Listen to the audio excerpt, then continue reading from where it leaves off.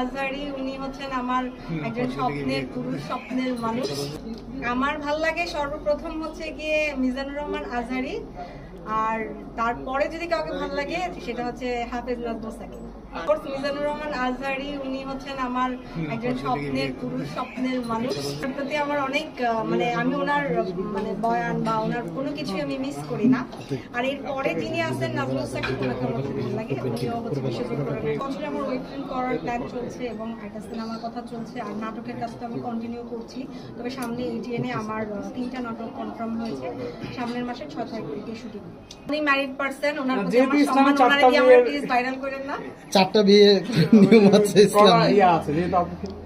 উনি খুব ভালো মানুষ। ওনার আসলে ওনার মতো এমন ভাই পাওয়াটা অনেক ভাগ্যের ব্যাপার। আমার আপন কোনো ভাই নেই। আমার ভাই হলে আমি আশা করবো যে ওনাকে মিজানুর রহমান আজহারির মতো করে হচ্ছে গিয়ে বানাতে হবে। আপু সর্বশেষে জানতে চাই, এবারে জন্মদিনের বিশেষ উপহার কোনটা আপনার জন্য? এবারের জন্মদিনের বিশেষ উপহার হচ্ছে গিয়ে ইন্ডিয়া থেকে আমার এক ফ্যান আমাকে এত সুন্দর একটা ওয়েবসাইট করে দিয়েছে। সেটা আমি আমার ফেসবুকের পিন পোস্টে দিয়ে রেখেছি, সবাই দেখে নিয়েন। এটা আমার লাইফের সবচেয়ে বেস্ট গিফট।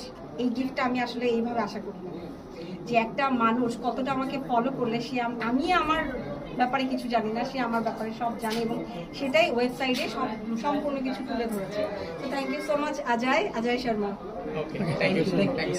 আমি একটু রোমান্টিক, বাট অনেকে থাকে অনেক হট, অনেকে থাকে অনেক দুর্বল, নরম, অনেকে সফট, হোয়াইট মাইন্ডেড। তো আসলে ধার্মিকের কোনো শেষ নেই। আমরা যত আমল করবো ততই আমরা আরো বেশি মানে আমলদারি বা আমরা অনেক ধার্মিক হবো। তো ওটা আসলে মেইন বিষয় না। যতই আমি লটর ফটর ঘটর ঘটর করি না কেন, যার সাথে যার জোড়া লিখা আছে তার সাথে আমার হবে। আর সেই চিন্তাধারা থেকে না, আমি সবসময় আমার মনের মতো করে চলি। আমার মন যেটা বলে আমি আমার মনকে প্রায়োরিটি দেই। আর এই জন্মদিনে আমি সবচেয়ে স্পেশাল যেটা ঘোষণা দিব, আমার একটা ফ্যাশন ব্র্যান্ড আছে কিউট এন্ড ক্লাসি, সবাই জানেন। সেটা আবার নতুন করে ওপেনিং করতে যাচ্ছি ভেরি সুন।